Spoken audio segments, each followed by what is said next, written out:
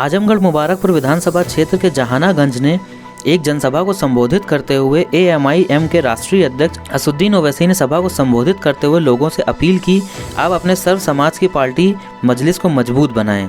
शाह आलम गुड्डू जमाली को पतंग वाले निशान पर वोट देकर कामयाब बनाएं। सपा भाजपा दोनों की यह मिली भगत है कि मुस्लिम वोट को सिर्फ और सिर्फ इस्तेमाल किया जाए, उनकी भागीदारी या उनके हक हुकुम को भाजपा का डर दिखाकर जिनसे हम लोग वोट लेते रहें। अल्पसंख्यक लोगों को भाजपा का डर दिखाकर समाजवादी पार्टी वोट लेने का काम कर रही है। इन्हीं के हक के लिए कोई लड़ाई नहीं लड़ रही, बल्कि यह है अल्पसंख्यकों को अपना गुलाम समझती है। संबोधित करते हुए प्रत्याशी गुड्डू जमाली ने भी कहा, साथ ही साथ मजलिस के राष्ट्रीय अध्यक्ष ओवैसी बैरिस्टर ने भी इस बात को दोहराते हुए कहा कि हम बाबा भीमराव अंबेडकर की संविधान के नक्शे कदम पर चलेंगे। सब समाज को संयुक्त भागीदारी मोर्चे के नाम से इस पार्टी को एक बड़ा नाम देंगे।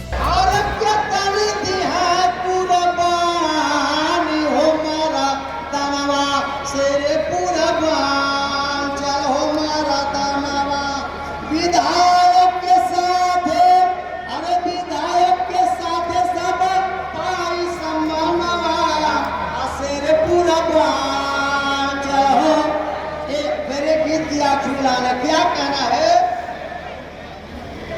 अरे माननीय ओवैसी साहब जी आइले, माननीय ओवैसी साहब जी आइले, स्वागत बार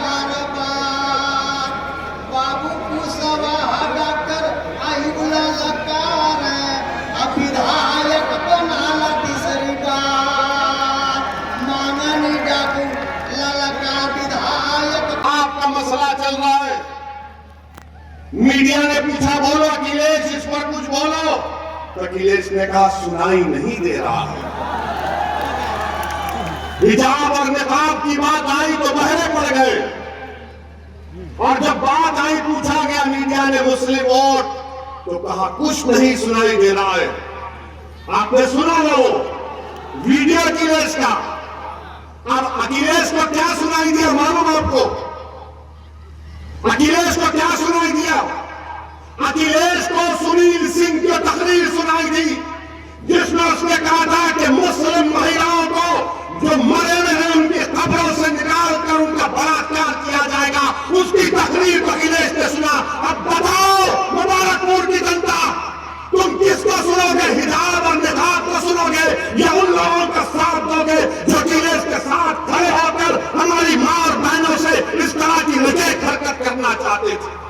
तुम्हारे कान तो जिंदा है ना अभी, तुम्हारे कान में तो सच्चाई जा रही है। फैसला 7 तारीख को आपको करके बताना पड़ेगा। जिसने हमारे हिजाब और निकाब और मुस्लिम वोट की आवाज उसके कान तक नहीं पहुंची, मगर जो जुल्म करता है, जिसने बदतमीजी के अल्फाज अनाप शनाप पका, आज वो अखिलेश की पार्टी में अखिलेश के बाजू खड़ा है। ये फैसला आपको करना है मेरे अजीज दोस्तों, मेरी इज्जतदार मां और भाई। बताइए आप, और फिर इतने कमजोर तुम नहीं हुए हैं कि हम जमीर की आवाज पर अच्छा फैसला ना ले पाए। मेरे अजीज दोस्तों और बुजुर्गों, मैं सलाम करता हूं कर्नाटका की उस बच्ची को, और आज भी हमने एक वीडियो देखा, वो बच्ची हिजाब पहनी हुई है, स्कूल को अंदर जा रही है, और 3 बलवाई उसको रोककर बहस कर रहे हैं कि हिजाब पहनकर क्यों जा रही है। मैं मुबारकपुर से उस बच्ची को सलाम करता हूं और अल्लाह से दुआ करता हूं कि अल्लाह तुम्हारे जज्बे को जिंदा रखे, तुम्हारी नस्लों में सुबह क़यामत तक वो जज्बा अल्लाह जिंदा और बरकरार रखे। और यहां पर हमारे ये जो हमारे मुखालिफिन है, उन्होंने बोला ओवैसी ने हिजाब और निकाब को उत्तर प्रदेश में क्यों लाया? हमने कहा कि फिर क्यों नहीं लाएंगे? बोले क्यों? बोला भारत के संविधान की धज्जियां उड़ाई जा रही है। जिस संविधान को अम्बेडकर ने अपने खून पसीने से बहाया, उसकी धज्जियां उड़ाई जा रही। उस संविधान में आर्टिकल 29 है। आर्टिकल 29 कहता है कि जिस किसी का जो कल्चर है वो उसका फंडामेंटल राइट है। मेरा फंडामेंटल राइट है। सुप्रीम कोर्ट ने कहा कि कौन क्या पहनेगा, क्या खाएगा, वो फंडामेंटल राइट है, राइट टू चॉइस। मैं सर पे टोपी पहनता था, पहनता रहूंगा। मेरे चेहरे पे दाढ़ी है, दाढ़ी रहेगी। मेरी बेटी अगर हिजाब निकाब करना चाह रही तो पहनेगी, क्योंकि संविधान इजाजत दे रहा है। अगर कोई माइका लाल बोलेगा कि हिजाब निकाब नहीं पहन सकते, सर पे टोपी नहीं लगा सकते, दाढ़ी नहीं छोड़ सकते, अरे माइका लाल तुम होंगे, मैं इस देश का बेटा हूं और कोई किसी में ताकत नहीं है कि मेरी शनाख्त को खत्म कर सके। मेरी शनाख्त रहेगी। हमने कहा कि जब ओवैसी, हमने कहा कि जब मैं पार्लियामेंट में सर पे टोपी पहनकर जाता हूं तो क्या मुझे कोई रोक सकता है पार्लियामेंट में? मेरे अजीज दोस्तों और बुजुर्गों, ये फर्क है। इनके 5 MP हैं, आपके 2 हैं, और 2 में से एक खड़ा हो जाता है तो बीजेपी के 300 MP खड़े होकर कोई बोलता बैठ जाओ, कोई बोलता खड़े हो जाओ, कोई बोलता क्या क्या बोलते। मगर जब समाजवादी के लोग खड़े होते हैं, वो बोलते अपना है बोलने दो, अपना है बोलने दो। मेरे भाई, जब हम 2019 जुलाई में 4थी मर्तबा MP बनकर गए, हर MP को ओथ लेना पड़ता, हल्फ लेना पड़ता। हमने अल्लाह के नाम पर, भारत के संविधान पर ओथ लिया। इम्तियाज जलील मेरे साथ थे, तो हमने इम्तियाज जलील बोले असद भाई खामोशी बहुत है। बोले ठहरो, अभी जैसा हमारा नाम पुकारा गया, बीजेपी के 300 MP खड़े हो गए। इनको हम नजर आए तो ये मर्द होते, हमको देखकर ही नारे मारना शुरू कर दिए। क्या क्या नारे लगा, बहरहाल बोल नहीं सकते, अनाप शनाप बहुत बका। हमने कहा ठीक है, तुम पुकारो, हम हल्फ ले लिए। उसके बाद हमने कहा जय भीम, जय भीम, और कहा तकबीर, अल्लाहु अकबर। बीजेपी के MP की तरफ पलट कर देखे हम, बोलो बेटा अब क्या है? समझ में नहीं आया, ये जय भीम और अल्लाहु अकबर बोल दिया। बाद में बीजेपी के MP बोले ये कहां से आता तुम्हारे दिमाग में? हमने कहा दिमाग में आने का नहीं, ये हमारी सोच है जय भीम, ये हमारी सोच है जय भीम, और हमारी आवाज है अल्लाहु अकबर। मेरे अजीज दोस्तों और बुजुर्गों, जो लोग आपसे कहेंगे कि मजलिस फिरका परस्त पार्टी है, हम उनसे बोलना चाह रहे हैं। एक मिसाल आपको देता हूं कि हमारी गाड़ी पर हमला हुआ, 4 गोलियां चलाई गई। 3 फरवरी को गोलियां चलाई गई, अल्लाह का करम था, हम बच गए। हम 4 मर्तबा के MP है, 6 फीट करीब से हमने अपनी मौत को देखा, मगर उस दिन हमारा वक्त नहीं था। मगर जब हमारा भाषण हुआ पार्लियामेंट में, क्या हमने कहा जिस तरह राजीव गांधी ने कहा था कि जब एक पेड़ गिरता है जमीन पे तो जमीन हिल जाती है? क्या हमने कहा था कि रिएक्शन का काउंटर रिएक्शन होगा? क्या हमने किसी मजहब के बारे में कहा, किसी समाज के बारे में कहा कि इनका वो समाज से, वो रिलीजन से नहीं कहा? हमने क्या कहा भारत की पार्लियामेंट में? इनको कट्टर कौन बनाया, कट्टरपंथी कौन बनाया इनको? बताओ, जब हम पे गोलियां चलाई गई तब भी हमने अपने उसको बहाना नहीं बनाया ध्रुवीकरण की राजनीति करने का। और हम तो कह चुके हमारे खानदान में, हमारे भाई बहन को, कि अगर हम मर भी जाते तो किसी के ऊपर आंच नहीं आनी चाहिए, क्योंकि हमारा वक्त तय हो चुका है इस दुनिया से जाने का।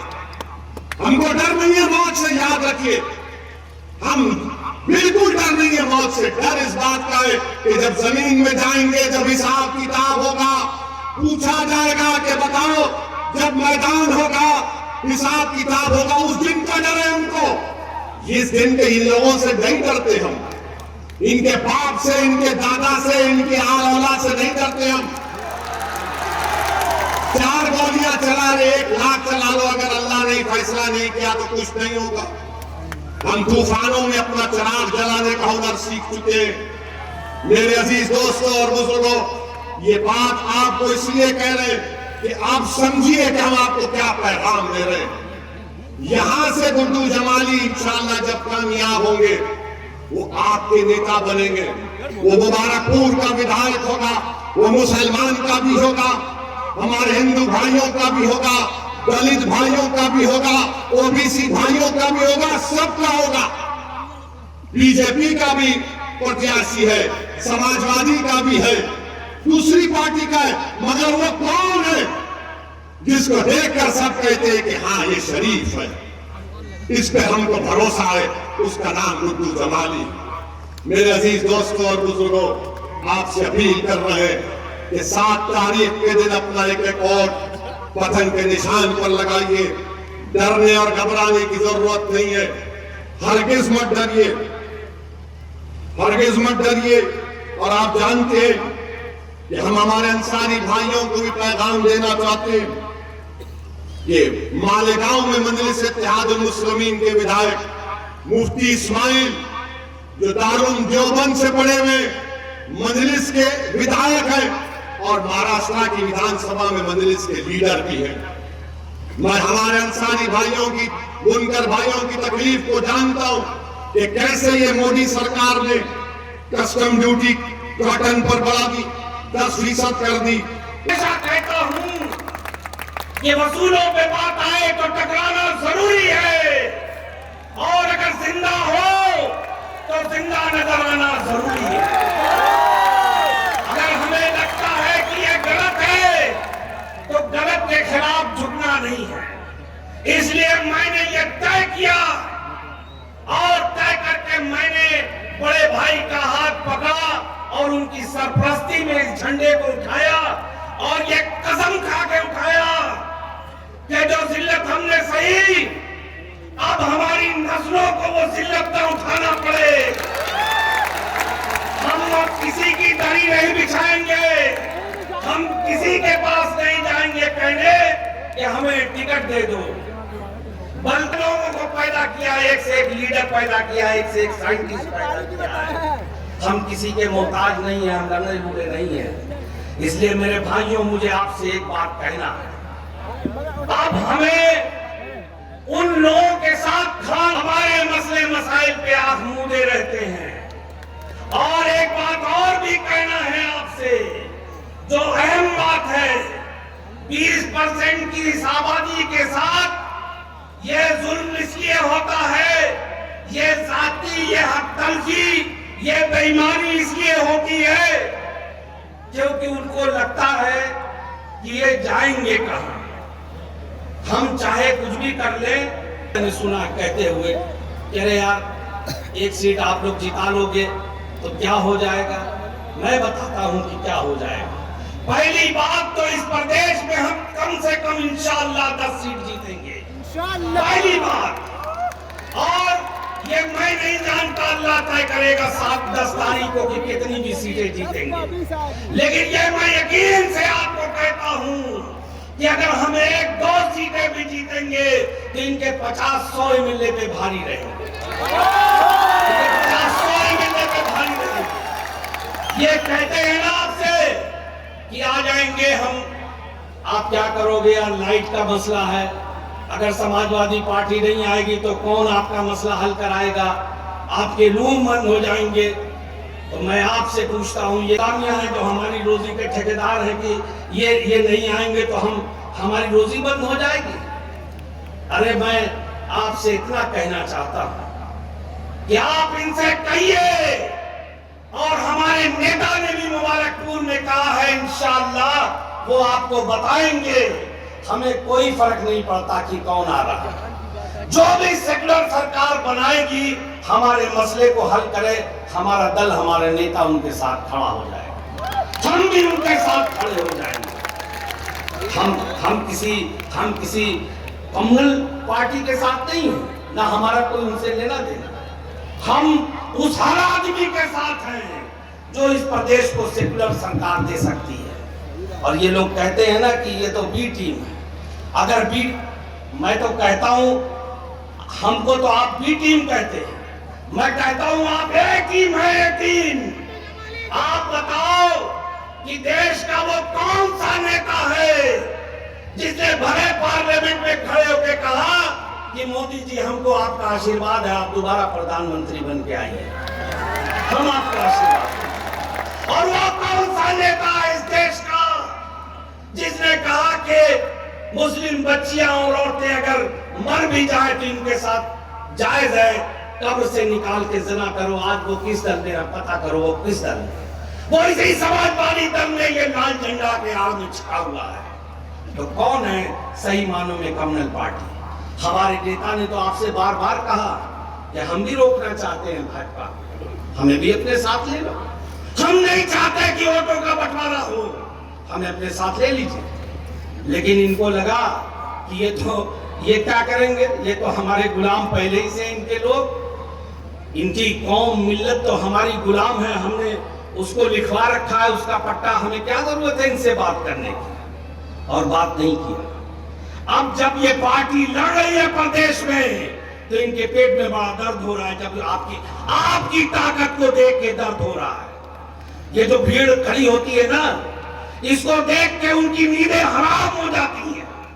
यहां से लेके लखनऊ तक किसी को नींद नहीं आ रही कि भाई ये क्या तूफान मचा हुआ है। इसलिए मेरे भाइयों, ये ताली मत बजाओ। मैं आपसे अपील करता हूं कि इस जोश को बचा के रखो और इस जोश को सही वक्त पे इस्तेमाल करो।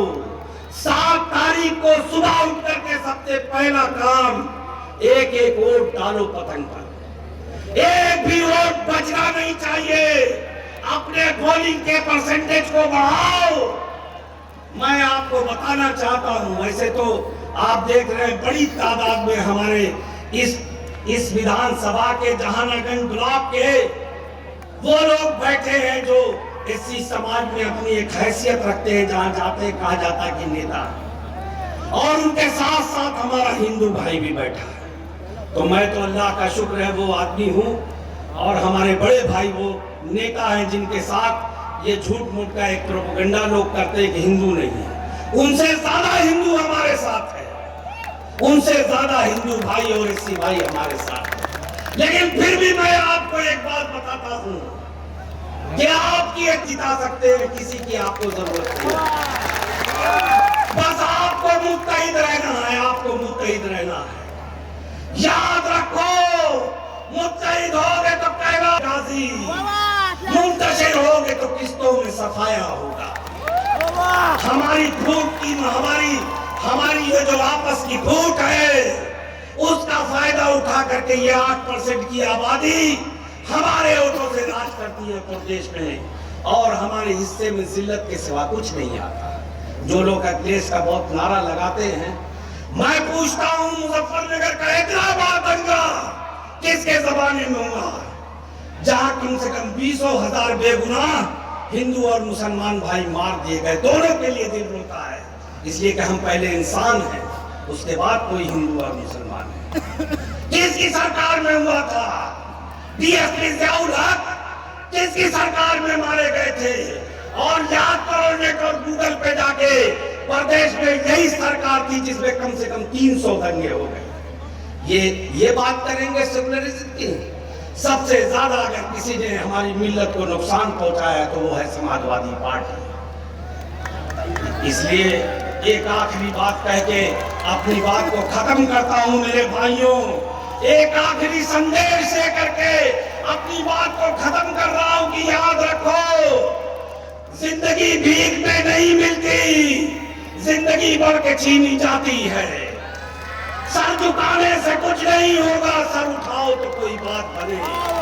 जो तुम्हारे हक और हिस्से को हड़प पे बैठा है, अब उससे इल्तिजा नहीं करनी है, उसके हाथ में हलक में हाथ डाल के निकाल लेना। ये सीट हमारी थी और इंशाअल्लाह हमारी रहेगी। आज हम यहाँ से खदेड़ रहे हैं, इनको आने वाले दिनों में पूरे प्रदेश से खदेड़ेंगे। एमआईएम इतनी बड़ी पार्टी बनेगी कि यहीं से इंशाअल्लाह हर समाज का, सर समाज का भाई यहीं से नेता बनेगा, एमएलए बनेगा। यहाँ से यादव भी बनेगा, ब्राह्मण भी बनेगा, एससी भी बनेगा और शाह आलम गुड्डू जमाली और उसके भाई भी बनेंगे। खुदा हाफिज। ना कमी रहेगी। अगर आज असदुद्दीन ओवैसी हैदराबाद से निकलकर मुबारकपुर की मुबारक सरजमीन पर आया है तो मैं 2 मरतबा का विधायक और 4 मरतबा मुझे हैदराबाद की आवाम ने अल्लाह के फजल व करम से मुझे सांसद के तौर पर मुंतखब किया। और अगर कोई 4 मरतबा पार्लियामेंट का इलेक्शन जीतता है तो मुझे हर समाज का साथ मिलता है हैदराबाद में, तभी तो हम जीतते। हमको जो मुकाबला करने हमसे बीजेपी के लोग आते हैं, हमसे मुकाबला करने कांग्रेस के लोग आते हैं, जब उनको हार हो जाती है तो बोलते हैं ओवैसी ने ध्रुवीकरण की राजनीति की, ओवैसी ये किया। मैं आपको ये बताने आया हूं कि मैं जिस खानदान से या जिस घराने से आता हूं, मैं कोई नवाब खानदान से निकल कर नहीं आया, मैं कोई रईस खानदान या आला खानदान से निकल कर नहीं आया। मेरे बुजुर्ग वकालत करते थे, मेहनत और जस्तजू की, अपने उसूलों पर डट कर कायम रहे। उन्होंने कहा कि हम भारत के संविधान में रहकर अपनी सियासी लड़ाई लड़ेंगे। आज यही वजह है कि सरजमीन हैदराबाद में मजलिस इत्तेहादुल मुस्लिमीन ने 1984 में अक़लियतों के लिए, मुस्लिम अक़लियत के लिए एक मेडिकल कॉलेज खोला, engineering, MBA, MCA, school of nursing, school of pharmacy खोला। हम 2 अस्पताल चलाते हैं। हर साल गवर्नमेंट के 10वीं जमात के उर्दू मीडियम स्कूल में उनकी 10वीं जमात की एग्जामिनेशन फीस हम देते हैं, उनके लिए बैग देते हैं। और अगर कोई बच्चा या बच्ची उसमें उनका 80-90% ग्रेड आता है तो एक को 5-5, 6 हजार का नकद इनाम देते। ये काम कैसे किया हमने काम इसलिए किया कि वहां की आवाम ने मजलिस इत्तेहादुल मुस्लिमीन को अपने मताए अजीज माना, मजलिस इत्तेहादुल मुस्लिमीन की क़ियादत बनाई, सियासी क़ियादत बनाई, मुत्तहिद हुए, क़ियादत बनाई। तो मजलिस ने इन चीजों को कायम किया। ये तमाम इदारे असदुद्दीन ओवैसी के खानदान के नहीं है, ये तमाम इदारे मेरे मरने के बाद मेरी औलाद में नहीं जाएंगे। ये कौम का सासा है और कौम ही इसकी मालिक रहेगी और सुबह क़यामत तक आबाद रहेगी। तो ये काम करने के लिए मैं आपसे अपील कर रहा हूं कि काम आपको करना है। और कैसे होगा काम?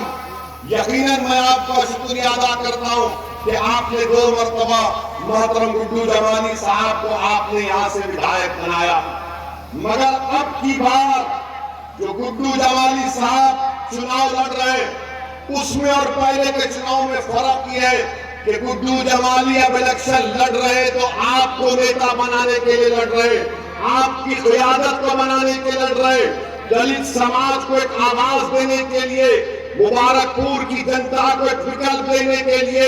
और आपसे गुड्डू जमाली कह रहे कि अब हम दरी नहीं बिछाएंगे, अब हम अपनी जवानी को नहीं कुर्बान करेंगे, अब हम नेता बनाएंगे ताकि हम अपने हक की लड़ाई लड़ेंगे। और लड़ना भी है, जब तक कमजोर को मजबूत नहीं बनाया जाएगा, जब तक मजलूम से इंसाफ नहीं होगा, जमहूरियत कैसे कामयाब होगी बताइए आप। आज जो गुड्डू जमाली के खिलाफ जो सियासी पार्टियां आकर गुड्डू जमाली की कामयाबी को रोकने की कोशिश कर रहे हैं वो कमजोर नहीं है। समाजवादी पार्टी के नेता अखिलेश कमजोर नहीं है, ताकतवर है। बीजेपी कमजोर नहीं है, ताकतवर है। आप कमजोर है तो इंसाफ ये होना चाहिए कि कमजोर को ताकतवर बनाना चाहिए। ताकतवर को और ताकतवर बनाने से इंसाफ नहीं होता। ताकतवर को और ताकत देंगे वो जालिम बन जाएगा, जुल्म करेगा, करते आ रहे। तो ये लड़ाई आपके हक की है, ये दरी बिछाने नहीं बिछाने की लड़ाई है। और हम 4 मरतबा के एमपी हैं। हम पूछना चाह रहे समाजवादी पार्टी के नेता से, अखिलेश यादव से, मुलायम सिंह यादव से, आपने अपने क्षेत्र में आजमगढ़ की पार्लियामेंट कॉन्स्टिट्यूएंसी में आपने क्या काम किया बताओ? क्या काम किया आपने बताओ? क्या आपने किया बताओ? आप हमारे वेबसाइट पर अवेलेबल है। आपको मालूम जो कौम की बात करते हैं उनसे पूछो। और अगर हम जो कह रहे हैं, अगर कोई इनकार कर रहा है, आंकड़े दे रहे हैं, जगह बता दो 7 तारीख से प्लान कर रहे हैं। आपको मालूम उत्तर प्रदेश में अगर 10 मुस्लिम छोटे बच्चे और बच्चियां हैं तो 7 पढ़ना लिखना नहीं जानते, हिसाब किताब करना नहीं जानते। आपको मालूम उत्तर प्रदेश में सबसे कम बैंक अगर किसी इलाकों में है तो अल्पसंख्यक समाज और दलित इलाकों में बैंक कम है। इसका जिम्मेदार मैं हूं। क्या आपको मालूम अगर 10 बच्चे हाई स्कूल को जाते हैं तो सिर्फ 3 मुकम्मल करते, यानी 7% हाई स्कूल मुकम्मल करते, इसका जिम्मेदार मैं। ग्रेजुएट सिर्फ 4% है मुसलमानों के, इसका जिम्मेदार मैं। 5 और 14 साल के दरमियान में सबसे ज्यादा उत्तर प्रदेश में बच्चा मजदूरी करने वाले कौन? मुसलमान, इसका जिम्मेदार मैं। आप बताइए सबसे कम जमीन किसी के पास 2 एकड़ है तो 2% भी नहीं है मुसलमान, इसका जिम्मेदार मैं हूं। आपको मालूम कि सबसे पहले 6 साल पहले कोई इस दुनिया से चला जाता है फॉरवर्ड क्लास से तो आप हैं। कौन जिम्मेदार है इसका?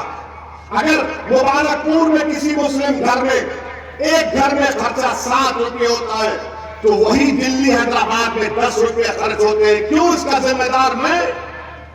सबसे ज्यादा नौजवान अगर उत्तर प्रदेश, मुबारकपुर, आजमगढ़ छोड़कर मुंबई, दिल्ली, पंजाब जाता है तो मुसलमान सबसे ज्यादा कमा कर पैसा वापस भिजाने वाला वो मुसलमान। फिर बताओ इंसाफ क्यों नहीं होता? क्योंकि तुम्हारी आवाज नहीं है, तुम्हारा कोई नेता ही नहीं है। और ईमानदारी से हमारी बात का जवाब दो आप। क्या आपने कभी आंकड़े सुने आपके बर्बादी के? तुमने कभी सुना है कि ये हाल जमीन पर हमारा करके रखिए? इसीलिए हमको बदनाम किया जाता है कि वो इसी भड़काऊ भाषण देता है। मैं भड़काऊ भाषण कभी नहीं दिया, ना दूंगा। मैं सच्चाई का बयान कर रहा हूं और जब तक अल्लाह जिंदा रखेगा सच्चाई को बयान करता रहूंगा। और एक बात हमारी सुनिए, और एक बात आपको समझाने के लिए, ताकि 7 तारीख को आप मुतमईन होकर आप वोट डालेंगे गुड्डू जमाली को इंशाअल्लाह। आपको हमने क्या कहा था? जिस समाज के पास नेता है उसी की आवाज को सुना जाता है। आजम खान मंत्री थे, आजम खान मंत्री थे ना थे? मुख्यमंत्री अखिलेश थे। आजम खान जेल में क्यों है? उन्होंने मंत्रालय में किसी लोगों का ज्यादा नौकरी दे दी। आजम खान जेल में और भैया हेलीकॉप्टर में फिर रहे। भैया सुनिए, भैया ने लखनऊ से आगरा की रोड बनाई, भैया ने स्टेडियम बनाया, भैया ने रिवर फ्रंट बनाया। राजा हरिश्चंद्र के जानशीन थे। दूध नहीं पिया, मलाई नहीं खाई, घी घर को लेकर नहीं गए। अरे पूरी भैंस को उठाकर लेकर चले गए, मगर जेल में आजम है और अखिलेश बाहर है। तो मालूम हुआ आपकी आवाज नहीं है, आपकी आवाज नहीं है, कोई पूछने वाला नहीं है। बताओ, मोदी जी ने कहा था अखिलेश पे इतना इल्जाम, मोदी जी आप भी मिले हुए हैं क्या? मोदी को आजम का नाम पसंद नहीं है, मगर अखिलेश है तो कहते हैं कि भाई का बेटा है, आजम सौतेला है। और एक मिसाल, महाराष्ट्र के नवाब मलिक उतरोला के रहने वाले हैं, बलरामपुर जिले के। नवाब मलिक पर इल्जाम क्या है कि उन्होंने 1999 में जमीन खरीदी, वो नहीं खरीदे, वो जेल में चले गए। और उन्हीं की राष्ट्रवादी कांग्रेस का डिप्टी सीएम है। मोदी ने अपने भाषण में कहा कि अजीत पवार पर 3000 करोड़ रुपए का फ्रॉड करने का इल्जाम मोदी ने लगाया। जेल में कौन है? नवाब मलिक है, क्योंकि नवाब मलिक सौतेला है और मोदी के अजीत पवार भाई है। आपकी कोई आवाज नहीं है। अब जब हमने इसको उठाया तो समाजवादी और महाराष्ट्र में खलबली मच गई कि अरे इसकी जबान को कोई तो रोको, ये क्या क्या बोले जा रहा है। ये सच्चाई हम आपसे कह रहे हैं। गुड्डू जमाली से जो सुलूक किया गया, क्या वो आपको पसंद है? मेरे भाई, अगर असदुद्दीन ओवैसी मुबारकपुर का नहीं हूं, अगर मैं आपके घर पे आ जाऊंगा और आपसे कहूंगा कि मैं तुम्हारे सामने झोली फैलाकर तुमसे भीख मांग रहा हूं कि गुड्डू जमाली को कामयाब कर दो, तो आप बोलेंगे यार मेरे घर को आ गया ये लड़का, ये दीवाना मेरे घर को आ गया। आप बोलेंगे बैठो, सर पे हाथ रखाएंगे, बुजुर्गों से पानी पिलाएंगे और बोलेंगे तुमने हमारे घर पर आया, तुमने हमारे चौखट पर आ गए तुम, अब हम तुम्हारा साथ देंगे। अखिलेश यादव ने क्या किया? गुड्डू जमाली को मुबारकपुर से अपने घर पर बुलाया, घर के अंदर बिठाया और बोला कि कहां से लड़ना चाह रहे लड़ लो, आप पूछ लो गुड्डू जमाली साहब से। आप हम जाने के बाद घर पर बुलाकर पीठ में खंजर मारता है ये और बोलता है कि टिकट नहीं देंगे। अरे अखिलेश, अब हम टिकट मांगने वाले नहीं, हम बांटने वाले बन चुके हैं इंशाअल्लाह ताला। तुम घर पर बुलाकर किसी मेहमान की तौहीन करते हो, वो तुम्हारा तरीका होगा। अगर हमारे घर पर हमारा दुश्मन भी आ जाता है तो उसको गले लगा लेते हैं, ये हमारा तरीका है। मेरे अजीज दोस्तों और बुजुर्गों, इसीलिए हम आपसे कह रहे कि मोहतरम जनाब शौकत अली साहब, अध्यक्ष उत्तर प्रदेश मजलिस इत्तेहाद मुस्लिमीन, मोहतरम जनाब शालम गुड्डू जमाली साहब, प्रत्याशी मुबारकपुर विधानसभा मजलिस इत्तेहाद मुस्लिमीन, मंच पर बैठे हुए मास्टर विक्रम साहब, बाल रूप सरोज साहब, संजय बटोरा साहब, अमरचंद यादव साहब, दिनेश मौर्या साहब और तमाम कौम और मिल्लत के जिम्मेदारान, मोअज़्ज़िज़ उलमाए किराम, मेरे गयूर नौजवान साथियों और मेरी इज़्ज़तदार माँ और बहनों, आप तमाम का बेहद शुक्रिया कि आपने अपना कीमती वक्त निकालकर आज की इस मीटिंग में शिरकत की। आपने तफसीली बात मोहतरम जनाब गुड्डू जमाली साहब से सुन ली। मैं आपसे सिर्फ यही गुजारिश करने आया हूँ कि 7 तारीख के दिन आप तमाम लोग मुत्तहिदा तौर पर अपने एक वोट का इस्तेमाल करिए और याद रखिए, अगर आप मुत्तहिद होकर अपने वोट का सही इस्तेमाल मोहतरम जनाब गुड्डू जमाली साहब के हक में करेंगे तो ये कामयाबी सिर्फ गुड्डू जमाली साहब की नहीं होगी, बल्कि ये कामयाबी आप तमाम के इत्तेहाद की, आपके सियासी शऊर की कामयाबी होगी। मेरे अजीज दोस्तों, मेरी इज़्ज़तदार माँ और बहनों, मैं सबसे पहले शुक्रिया अदा करता हूँ गुड्डू जमाली साहब का, उनको मुबारकबाद भी देता हूँ कि उन्होंने मजलिस इत्तेहाद मुस्लिमीन से अपना टिकट लिया और मुबारकपुर की विधानसभा से मजलिस इत्तेहाद मुस्लिमीन के प्रत्याशी बने। ऐसी ही खबरें पाने के लिए हमारे चैनल को लाइक करें, शेयर करें और सब्सक्राइब करना ना भूलें।